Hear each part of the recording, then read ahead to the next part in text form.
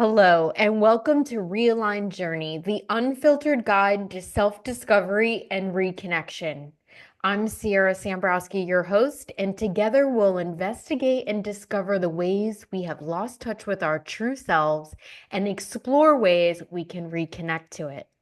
This season, we start each episode by asking my guest a question. What moment or event was pivotal in changing the way you saw yourself and or your life? This week I have with me Jon Spiesman. Jon is a chemical engineer with an MBA that has had the opportunity to lead teams of more than 1,000 people around the globe in a variety of organizations and functions. 3 years ago, he made a shift and decided to focus on working with senior leaders to help them create the culture which fosters team growth faster than the growth of business challenges. At the heart of Jon's work is his dedication to ultimately freeing executives to work on their business instead of in their business. Hi, Jon. Thank you so much for Hi, being here Siera. today. Thank you. Thanks for having me. So, tell us.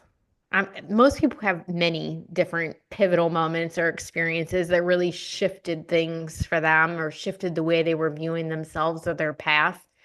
But for you, what's one of the first moments or experiences that jumps to your mind when I say that? Yeah, and I think a lot of times those pivotal moments tend to sneak up on us. That they've Mm, been building for a while. But when you brought that up of a real turning point, I thought about one that happened very suddenly for me. okay. Um, and so the build up to it is that I worked for 30 years for a global company and had a great career there. Had kind of gotten to a senior level in the company and was feeling pretty good about where I was, but was starting to question a little bit, just like you know. So I've climbed this mountain. I've kind of gotten to a certain place, and it wasn't all that I expected, right? And I Mm-hmm. was perhaps already feeling like, gosh, is there something more here? It wasn't, it was successful. Everything looked great from the outside, but on the inside, things weren't as good, I would Mm-hmm. say. And I wasn't feeling fulfilled or happy on some levels. So that's kind of where I was. And then the company that I worked for got bought by an overseas company. And, of course, lots of questions come up during a process like that. One of them is, especially at a senior level, a lot of times the new company wants to change things, right? Mm-hmm. And Mm-hmm. one of the things we had heard was, well, we're all going to go through an interview process, and we're going to have to kind of interview for our jobs that we currently have and everything else. And so we were kind of I was preparing for that and moving in that direction, and then I was informed one day by my boss that, well, actually, that's not how it's going to play out. Actually, somebody from the new company is going to come in and take your job, Mm, and you don't have a job.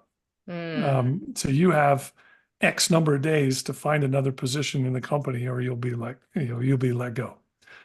right. Um, so hello, Yeah. happy, that was Friday. Happy Friday. Mm-hmm. And get to stew on that and think about that over the weekend. Yeah, But right. that brought together a lot of fear, right? Of course, Mm-hmm. gosh, I wasn't on the radar, right? Yeah. I wasn't exactly unemployed, but there was a direct path toward that. Mm-hmm. But the bigger shift, I think, was, you know, I had always felt like that I had a loyalty toward the company I worked for and the people that I worked with. Mm-hmm. And and this really kind of shook that, and like, gosh, is this, you know, do I have my loyalties in the right place? Mm-hmm. Things are clearly changing. And how am I gonna respond to that? So it was a real wake up call and caused me to do a lot more, I'd say, uh, honest reflection Mm-hmm. around what was the reality, Mm-hmm. right? And what I found was I had some false loyalty to a company. The companies don't have loyalty. People can have loyalty, but companies don't really have loyalty. Right. It's that old ad. Well, I don't know how old it is, but it's certainly something that's popular enough anymore that we see floating around about, like if you die, you'll be replaced within a week. Yeah. Your Yeah, family and your friends, you're never going to be able to be replaced by, right? They're exactly. never going to replace you. But when it comes to your work, and so where are you putting that priority of your energy and your focus and your intention and yeah, certainly loyalty. I have subscribed to that myself in the past for sure. Yeah.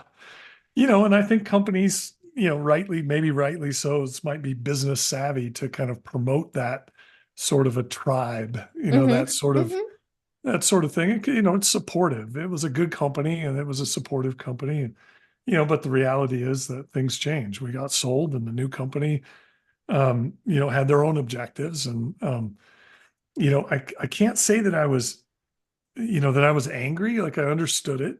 Right. The, the guy who was coming in was a great guy. Like I, got along with him. I get along with him. Mm-hmm.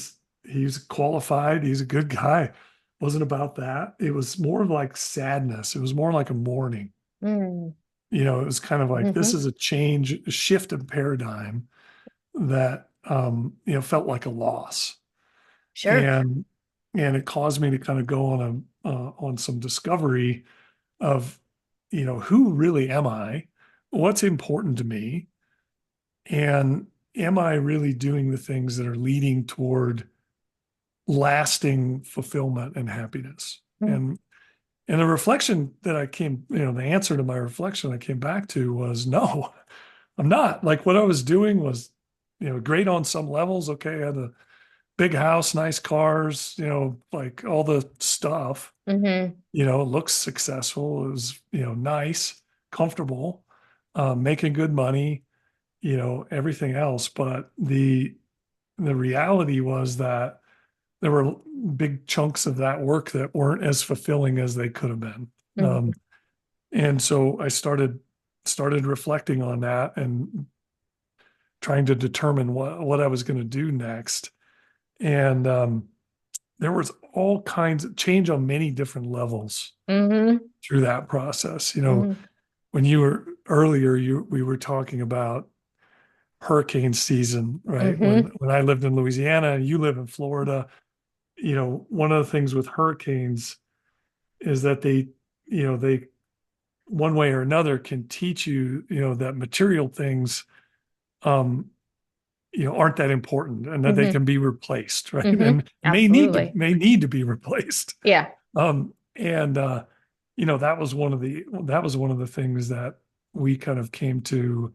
My wife and I were partners in this thought process, right? Of like, why do we have all this stuff? And is Mm-hmm. this stuff actually making us happy? Yeah. Um, and so we started to intentionally lighten our load. We started to, we said, um, we didn't know at the time whether I was going to stay with the company or not stay with the company, but we started to explore like our lifestyle and what Mm-hmm. was it that was important and what was it that made us happy. Mm-hmm. And we started to do things like, get rid of things that we weren't using. Mm-hmm. Um, and that brought a lot of joy unexpectedly. So for instance, I had this stuff, I had hobbies, and then I had a hobby for a few years and then I run out of time to do it. Mm. And so I had things like I had a whole bunch of woodworking equipment. And I um and I said, why am I taking up all this space with this woodworking equipment I'm not using? I still have to kind of maintain it and do stuff like but it's not bringing me any joy. Right. I got online and I started selling different pieces of it. And I remember this young couple came over and they wanted to buy a router or whatever. Right. And and I said, okay, here it is, great, and I started asking them questions. I was like, so what are you doing? What are you planning to do with this? They said, we just got married. We don't have a lot of money. We want to, we have a new place. We're wanting to build furniture to kind of make this place our own, and it's something that we're going to do together. And I That's said, nice. really? I said, well, I've got this thing over here too, and I've got this thing, and I've got this thing. And they left like with their whole car packed with stuff that I sold to them basically for nothing, like a just enough so that they didn't feel like, guilty or whatever. Mm-hmm. And they Mm-hmm. were, they were, they were so emotional, and I felt so much joy. That stuff had never given me that much joy. Yeah. Yeah. And I gave it to somebody else who could really use it. And yeah, so we started doing those kinds of things, just lightening our load, Mm-hmm. which served us well. Because when I did leave the company 2 years later, I did find another job in the company. They actually came back and offered me a job a few days later. They said, we need you to lead this integration of the two companies in North America.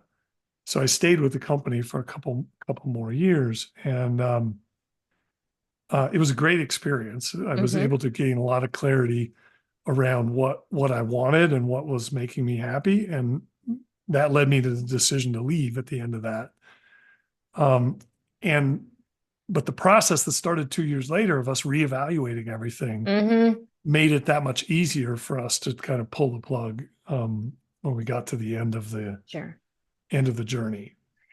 It makes me think like, we were talking about physical, real hurricanes and our physical possessions, right? But these kinds of events in our life um are an emotional hurricane. And I Mm, think in the same way, your whole story and even the way you laid it out a few minutes ago, I was like, this is like I think you just described exactly the work that I do and why I do it. Uh, you know, my real focus is particularly that grief comes from more than just somebody dying, that we mm, have to go through a mourning process yeah. when these unexpected life events happen, because usually they're unexpected, not always, but some way it's unexpected. And also, I think it cracks you open. It puts you in a Mm, position to start to question, who am I? Am I even fulfilled? Is this even what I want to be doing? Do I really want to keep doing this anymore? Was I ever doing this because I really even wanted to, or because other people told me that was the right thing to do? yeah. Or, like Yeah. it starts this questioning process. I think that Hmm. unexpected events and going into a grief space can afford this opportunity for those of us that are willing to look at it that way to really do inventory. And so, Yeah. like when you were talking about you guys were looking at physically and we were discussing like when you're preparing for a hurricane, you physically do inventory all of a sudden. You're like, okay, can I afford to leave this? Do I care if I lose this? Like there's Yeah. this assessment, this inventory process, right? And so you started with it on the physical level, Yeah. but I know that it then moved into a space where on some level, you were doing an inventory and assessment on an emotional and values, core Absolutely. values level for yourself. Absolutely. Yeah. No, that's you're exactly right. And those inventories, right? Inventories are painful. Because you have to look back at choices, and to the point that you made, you start asking yourself, like, how did I end up here? Why? I think many times the answers aren't very satisfactory. Mm, When I was honest about that, it was kind of I had led a pretty, good life, but kind of a accidental life. mm. How do you I mean? don't, Wait, how was it accidental? you know, Elaborate on that. I, I say accidental, meaning kind of like the opposite of intentional. Like Mm, I, I didn't, so I got an engineering degree. Why did I get an engineering degree? Like people ask me that. I don't know. I don't know. I knew a guy who went and did the same thing I did, and he got a good job out of college. So I'm like, okay, I'll do that. That sounds like a I, good you know, plan. I I joined a company, right? And why'd you join that company? Well, because my other offers weren't as good. So I went with that company, and then I ended Hmm. up there 30 years. And it's like, yeah, but why did you take this direction? And why did you do this? Well, it was kind of those were the choices that were there, or it was perhaps other people speaking into my life or other people offering things, kind of shaping my life without me being an Hmm. active participant, and that Exactly. was humbling. It was like, holy cow, like no wonder I'm maybe not feeling fulfilled because I've not perhaps been participating in my life to the fullest degree. And I don't mean that I was like asleep at the wheel or whatever. Like I worked hard. I did a Hmm. lot of good Hmm. things, and Yeah, no, I know what uh, you mean. you know, but I found myself here, and it was like all of a sudden I'm here. All of a sudden I'm in my mid 40s, 50 years old coming, and and I don't know why I'm here. Like Hmm. on multiple levels. Like I don't know physically why I'm here. I don't know like professionally why I'm here. I don't know maybe even on a spiritual level, like the meaning of life kind of stuff, like Right. those thoughts rambling around in your head. Sure. So what you said about cracking it open, right? That event, which and so many times I can look back in my life and say the very best events in my life, looking back, are the ones I wanted least in the moment. Like they were painful Yep. because they had to break something. We love comfort. Human beings love comfort. I love comfort. I would have Certainty. stayed there. I would have Right. stayed in that place if that event hadn't happened. So I'm extremely grateful for that kick in the pants, of, oh, by the way, this guy's coming and taking your job and you need to find another job. Hmm. I did not want that to happen at the time, but man, I'm glad it did. Hmm. Um, because it shook me up, and it shook me up in all the right directions. And we don't we rarely, as people, we rarely make the choice to do that kind of hard stuff. Something has to happen that breaks you open, to use Hmm. your words. and Hmm. and and grief is absolutely, yeah, part of the process. I described my journey with my old company as like a death in the family Hmm. to many other people. And I wasn't alone. Yeah. There were lots of other people that were mourning the same kind Right. of thing in different ways. And but you have to go through the process and see where it takes you. Yeah. And here's the thing. We there are people not like you, not like me, that don't choose to see it as a cracking open, that don't choose to really even move through it. And they can allow it to be sort of their demise in the end. Yeah. They don't ask themselves those tough questions, right? even Wow.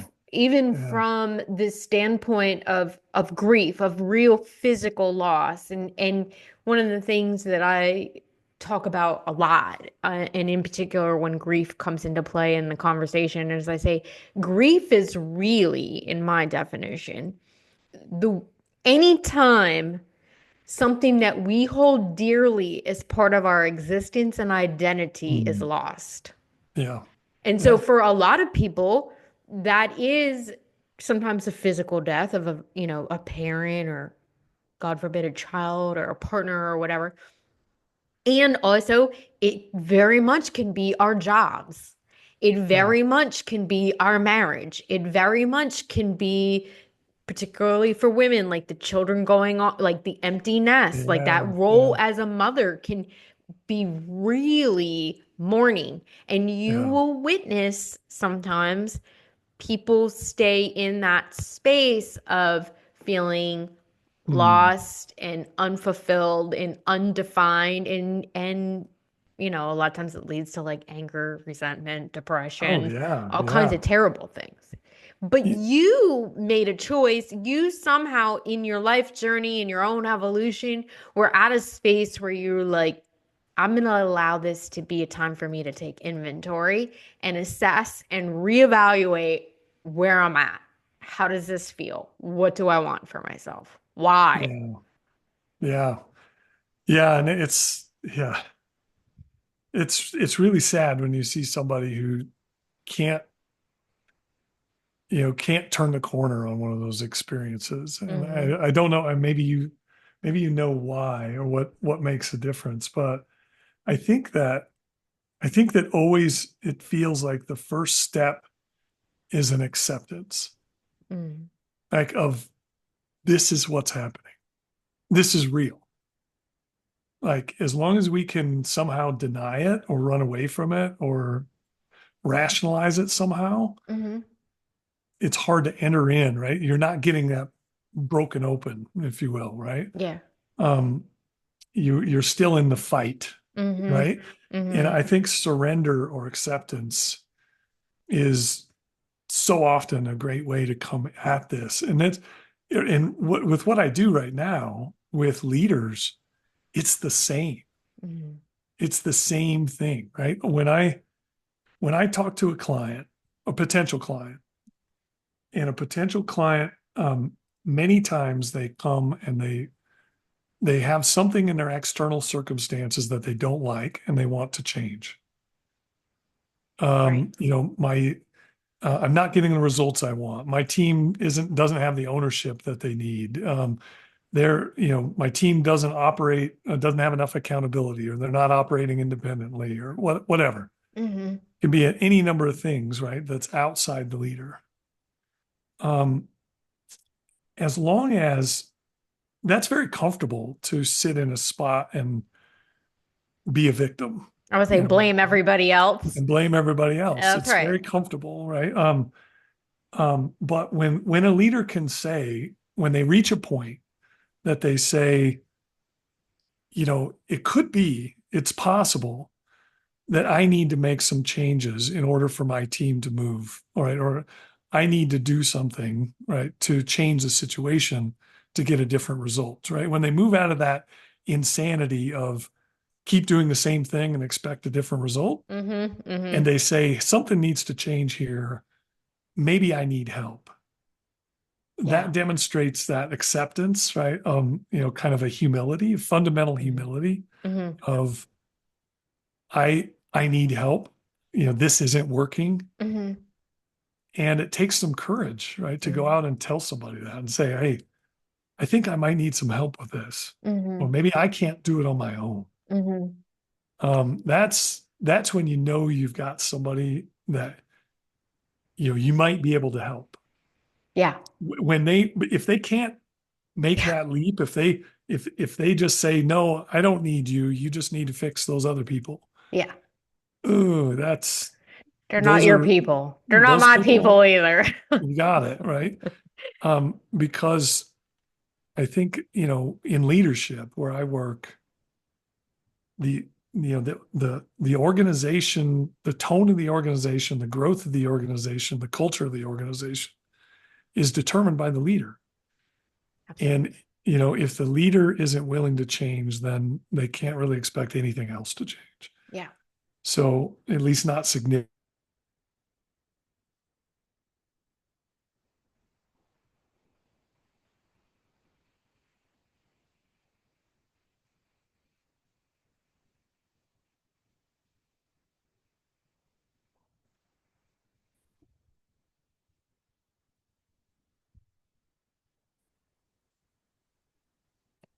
All right.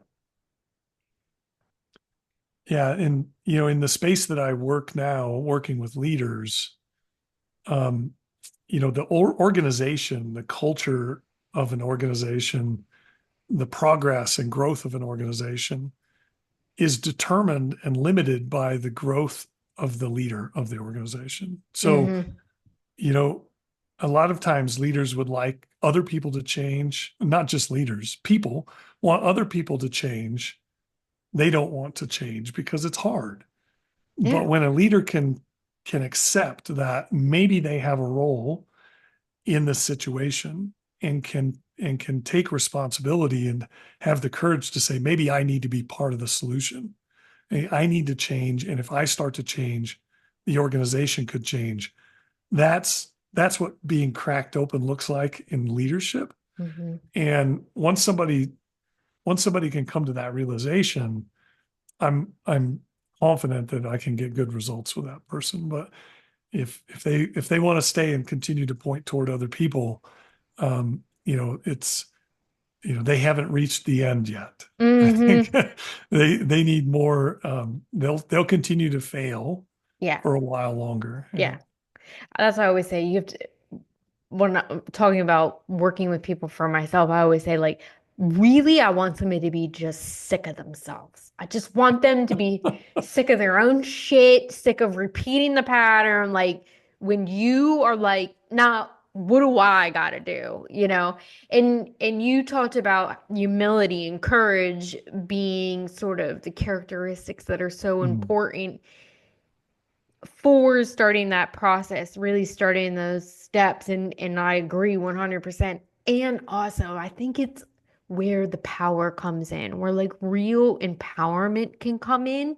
As much as it is uncertain in the times and the circumstance for people, I think that most people are looking for some sense of control, right? They want to do something. And when you hit that space of knowing that your ability to control the situation starts with you controlling your own choices, your own behavior, your own new patterns and motivations, mm. that's where you can start to feel empowered again and like you can kind of man the ship, Yeah. right? No, that's exactly right. As you were saying that, it got me thinking about something I've heard many times referred to as a serenity prayer. Mm-hmm. God, give me the serenity to accept the things I cannot change, the courage to change the things I can, and the wisdom to know the difference. Mm-hmm. And, I think that you see the same kind of thing in many spiritual traditions and, Stoicism or like Buddhism, all kinds of things where, you know, control what you can control and come to the realization that you control way less than you think you control. Mm-hmm. Mm-hmm. Like when you really dial it back, like we control almost nothing Yeah. other than our own reactions to what Yep. happens. Like Exactly. if you if your happiness is depending on other people, right? Places, things, events, right? Then at some level, you're always going to continuously be disappointed Yeah. because people aren't going to comply. The life isn't going to always roll up, deuces for you, right? Mm-hmm. You're Mm-hmm. going to have crap happen, Mm-hmm. and issues to overcome, right? And so if you think you're in control, it's just a recipe for dissatisfaction, anger, resentment, all kinds of negative things. And Mm-hmm. so, yeah, I love what you said about, yeah, just come to terms with that, Yeah. and worry about what you can actually do something about.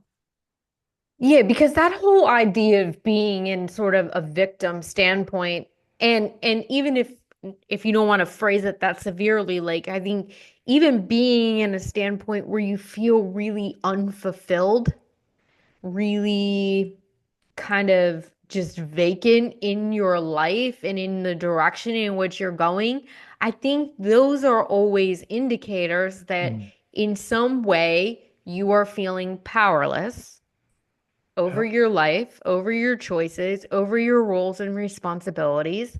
And so then that can be an indicator of I am not taking my power where I can.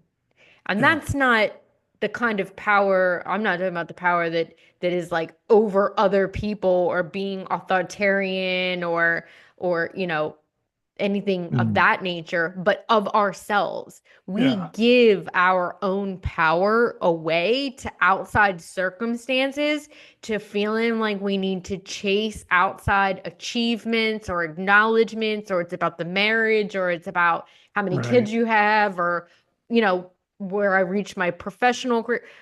It's We're giving our power to those other things. And Yeah. so it's about, where can I realize that my power comes from within me, from my own choices and my own creation. And from there, it emanates out into influence. So from, Mm. like the way that Beautiful. you work with people in Beautiful. leadership, right? It then Yeah. emanates out to influence those around them to feel better and more Wow. powerful and more stable and Yeah. all that. Wow. That's amazing. Like, I have goosebumps. So, so because that's a great segue, right? So what does that look like to take back power, right? Because we Exactly. tend to have the wrong association with that word, Yes. right? And we tend Yes. to look at power and control, right? Power and Yes. control. Um, so for me, what that looked like was really trying to answer that question about, um, what do I really love to do? What am I good at? Um, and after some reflection, what I found was like, in my leadership journey, um, the things that, and I didn't come to this conclusion by myself, it was actually an observation my wife made. Said, John, when you actually come home from work and you want to talk about work, it was always about the same sorts of things. It was about, helping a team overcome a problem. It was about getting somebody, through an episode and getting them to them being successful and getting promoted. It was about helping somebody, come to an insight, right, that changed their life or shifted their perspective. And I had accidentally, like I mentioned earlier, through my leadership career, I had moved around a lot. And because of that, I was never leading from a position of expertise. I was Mm. always leading teams that I didn't really know what they did. Mhm. Mhm. So I got pretty good at asking questions and kind of having a coaching style. And and by asking questions was how I helped my team.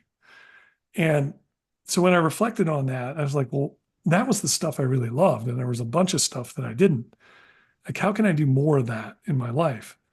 And so I started to explore coaching and executive coaching to kind of marry up that passion for leadership and this passion for kind of helping others and transformation, Mhm. at the heart of it. So I started this, I started my business of executive coaching. And, you know, what power looks like for me today is is basically my passion for doing this work, Mhm. right? For, my ability to do it and my willingness to do it for other people, Mhm. right? And not Mhm. applying my gifts selfishly. So my power is to give away what I have, Mhm. Mhm. right? And of course there's selfish parts to it, like I get paid, okay? Right. Well, we need But to. yeah, I mean, it's I mean, part of life, right? yeah, that's our human experience. We But have bills to pay. the real power is being in a spot where you're doing something you love and you're doing it in a way that is serving other people.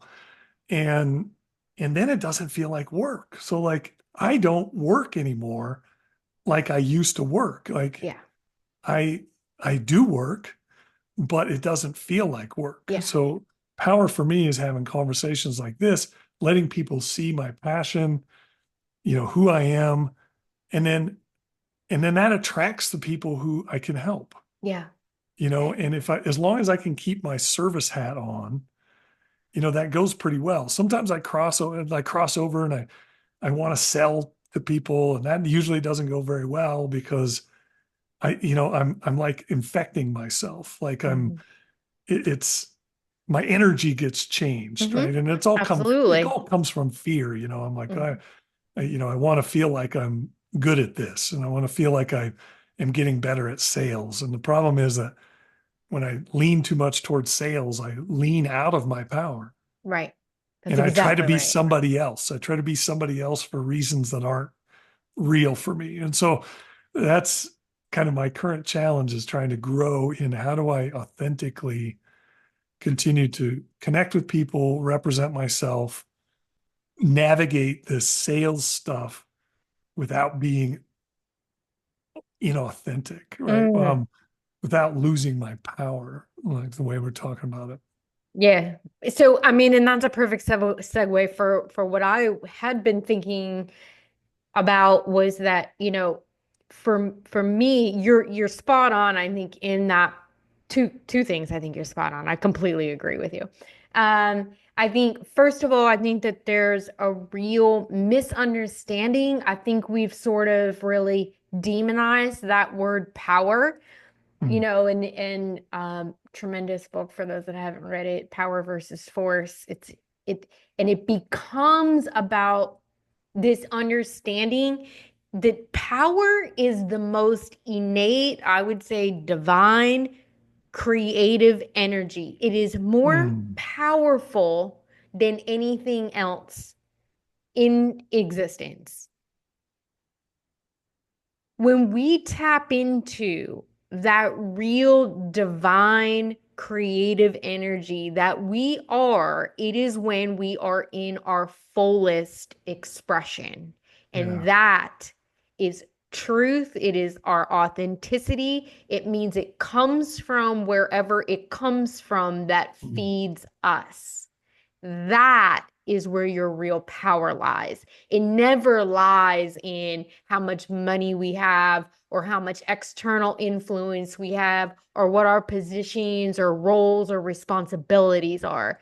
Your real power comes from when you tap into what truly lights you up and is in mhm. its fullest expression. That's when you're unstoppable. That's when you are the most magnetic, the most attractive, when you get more people being moved and influenced and healed and changed in a positive way by you, by being in that kind of power. Awesome. Yeah. So, yeah, Well put. I would say, and that's why power looks different to every single one of us. Sure. Like you Yeah. said, for you, it was about being able to understand, oh, I feel my most self. I feel powerful. And it's okay to use that word. I feel most fulfilled, most complete, most in my own power. Hmm. When I am, for you, maybe working with teams to help them solve problems and be able to grow in a more cohesive, positive way, right? Yeah. So that looks different for everybody. But at the crux of it, it's asking ourselves, and I think it goes back to this idea of doing an inventory. And I would love to see if you are able to kind of articulate and put into framework for people sort of what that inventory process was for you. Like you mentioned, your wife, pointed out to you, like, these are the things that I Mm. recognize really seem to light you up.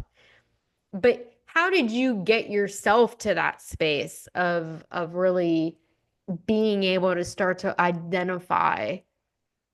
Wow. Yeah. It's a kind of a hard thing to summarize because I don't know. it was a journey. Yeah, It of was not course. it wasn't an event. Um, but I think there were a few things, I think it's a process. For me, it was a little bit of iteration, right? So I did an inventory, I put down what I initially thought, right? Did you And literally put it down? Did you literally like write a list?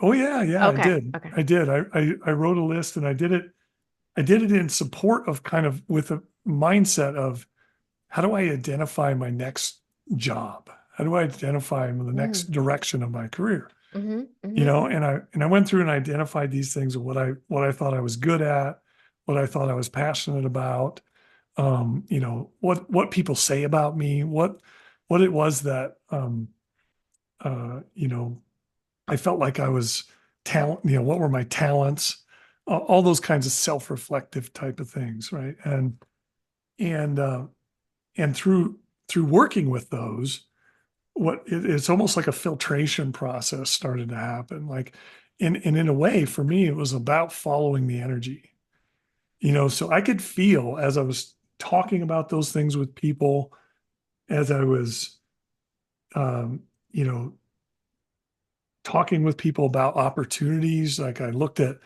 things in the private equity world. I looked at startup opportunities. I looked at different things. And as I was having those conversations, like what became clear to me was sometimes I was giving an answer with full attention, with full passion, with full power. And Mm-hmm. what we've been talking about. Mm-hmm. And my energy was high.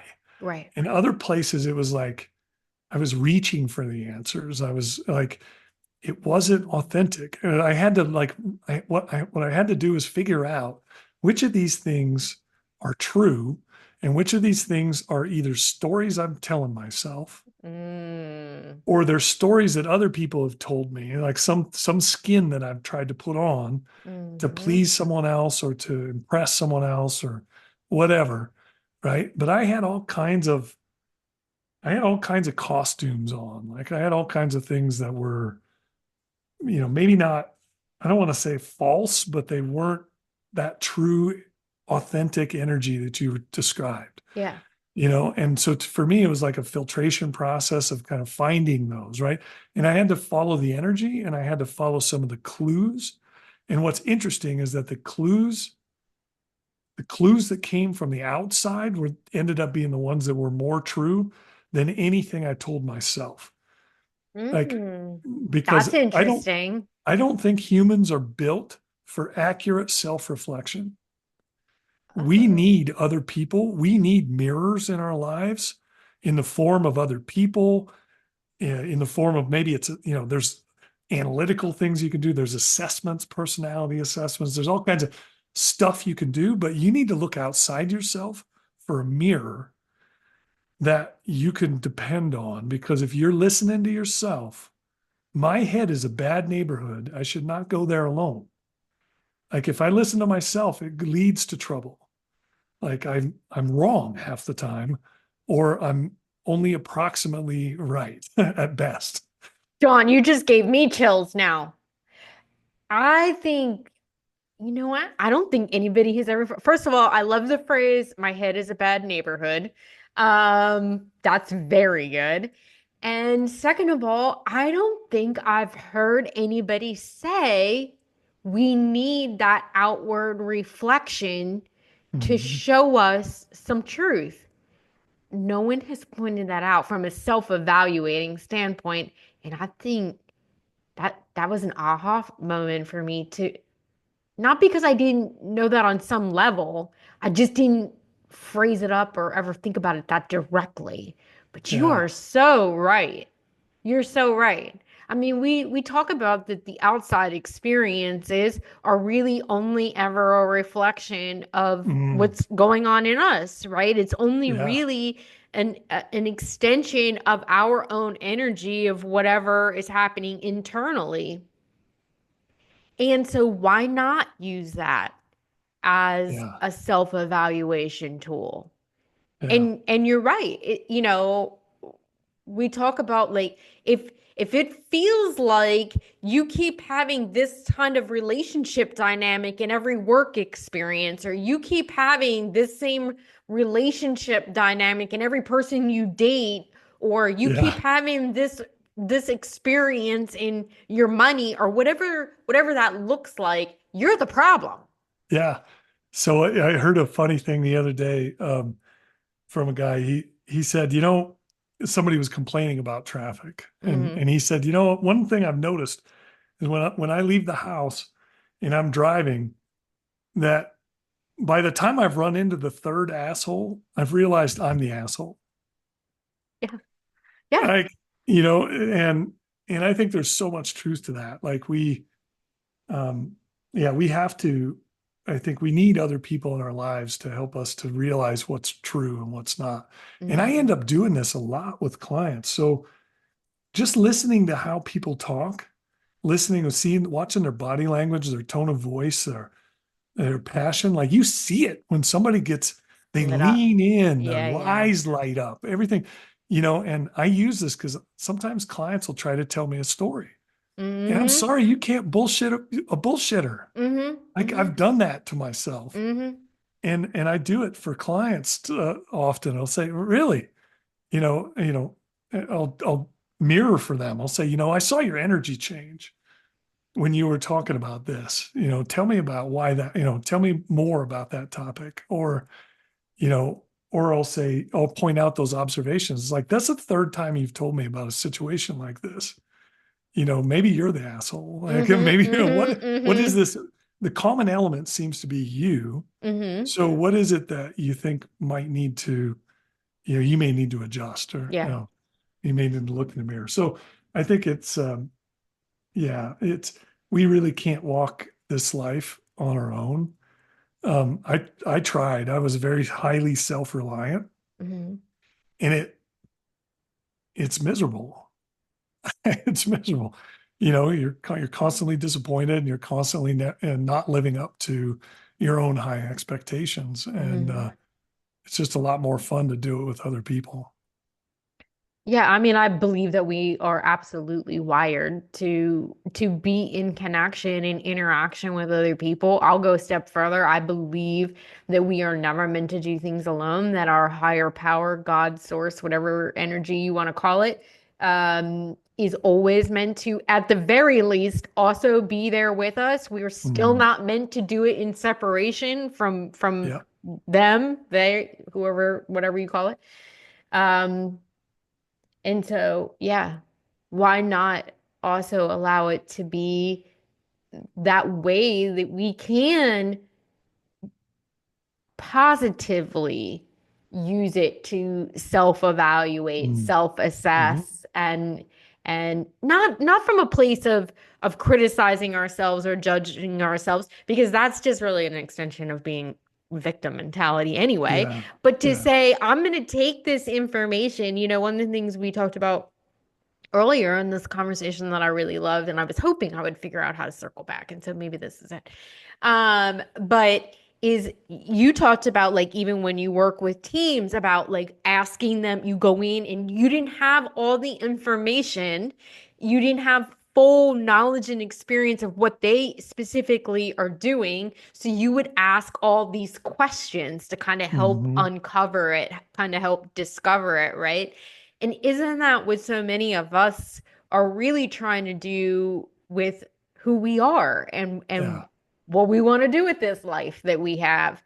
And so we don't know. We don't have full clarity. Nobody comes down and says, here's your manual. Just keep following this along. When you get lost, go back to the book. Like, that's not how it works, right? We don't No. know this territory, this space that we're in. And so a key element, I think, is to start asking questions, not judge it, not criticize it, not get Yeah. resentful and angry about it. Just be curious and start asking questions. Man, that word you just used is so powerful, right? Curiosity Mm, is so important. And I think it's important both with ourselves and when you're talking with others, right? yeah. Because, you know, judgment, another word you used, right? Judgment is like the kryptonite for progress. I think when we Mm, judge ourselves, right, we immediately kind of lock ourselves in place. yes. And when I'm coaching someone, like, the best thing that I can do is to make sure that, and this can be a struggle, I have to stay out of judgment. Hmm. I have to have unconditional positive regard for that person. I have to really want them to succeed, and I have to, on a on a not a romantic level, but on a spiritual level, like I have to have some love for them. Like I have Hmm. to really Yeah. desire them to grow and be happy as a human being. And when I can do that, like a lot is possible. But the moment I start to judge, they feel it. They feel it and they shut down. Right. None of us like to be judged.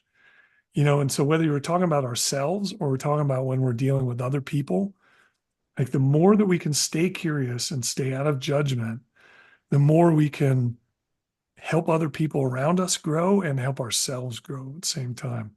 And I have had this lifelong battle with judgment. Mm-hmm. Like I have strong opinions. I'm happy to tell people why they're wrong. And, I like, man, I wish I could turn that off sometimes, and sometimes I can, like sometimes I can stay with the questions, but, you know, that is powerful and transformative when we can do that for ourselves, Mm-hmm. try to limit our judgment of ourselves, Mm-hmm. and when we can do it for others. So I'm so glad you used those terms. Yeah. Well, and it's interesting that you were just saying that because I was thinking as I was listening to you about how I was leading a book group here at my home. I had a group of people coming and we were going through Wayne Dyer's The Power of Awakening Mm, together. And what for whatever reason, what jumped in and I was reminded of was the other day when I was having the conversation with them and I was saying that self-judgment has always been and self-criticism has always been, probably my biggest binding in this life, the thing that has caused me the most struggle, the most pain, mm, the most, as I think it is for a lot of people. yeah. And also I was sharing with them, and I'll share with everybody else, that this was a very keen element in my growing up. Not just like my extended family, my Yeah. aunts, my uncle, my grandparent, like Oh yeah. everybody was outwardly, I witnessed a lot of judgment and criticism of Mm. other people, of their choices, of how they were doing things, of how this was going, like And to a you were just hyper absorbing that. extent. You were Exactly. absorbing it. Yeah. And so it as a not only for myself, then it makes me and I've really let go a lot of it, but certainly I go through triggering times or whatever where I hear it in myself, like Yeah. jumping to a judgment with somebody else, jumping to a criticism in my mind, if nothing else, right? And so one of the practices that I started for myself that I think largely helped was that when I catch myself criticizing or judging somebody else or myself, but especially other people, I will immediately stop and say, I love and accept myself right now as I am. Mm. Because what I came to believe, what I would say is true, is that my criticism and judgment only comes from when I myself am feeling powerless Yeah. or I am really only judging and criticizing some part of myself. And Hmm. so the more I can love and accept myself, the least amount of judgment and criticism I will extend outwardly. Oh yeah. Yeah. No, man, that's great. It's all projection of All fear, projection. right? It's So when I could witness myself doing it to somebody mhm. else, I knew that it was a part of me that was calling me to be loving and accepting of me. And the more I can build that up, the least I will project that out onto other people. Oh yeah. And you can see this in evidence everywhere too, right? Is that people tend to react the strongest toward personalities or clash with personalities that they're most like, Or right? that they have a piece that they really hate about themselves, one or the other, Yes, they're even if they're not rejecting, maybe like outwardly. Yeah. rejecting a part of themselves. Yeah. Yeah. It's wow, powerful insight. I wrote that down because this is actually a conversation my wife and I've been having. Like, how do we how do we reduce our level of judgment? Like, Mm.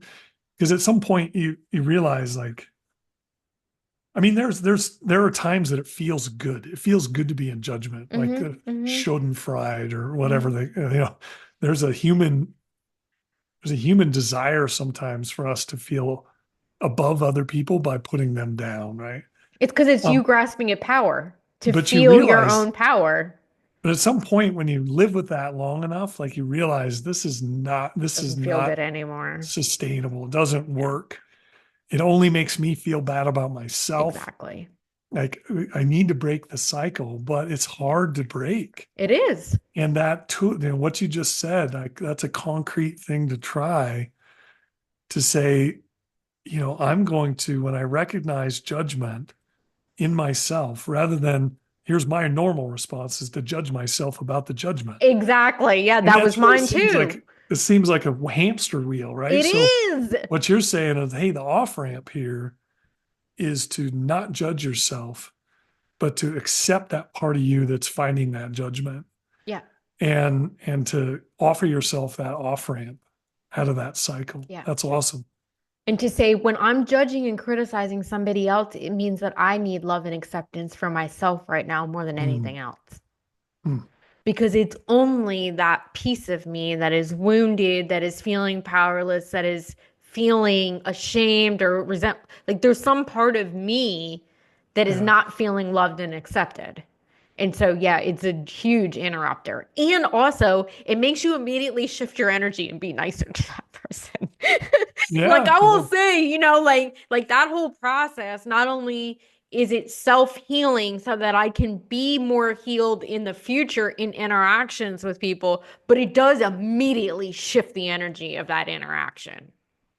yeah, that's great. That's awesome. Yeah, and it's so much better than all the other reactions. You can think about other things that you can try, but because you can shift by trying to be nice to the person, right? You can shift from judgment to pity, Yeah, which yeah, is yeah. worse. It's almost Or worse it's than judgment forced, yeah, or or you're like force just or anger forcing or, your yeah.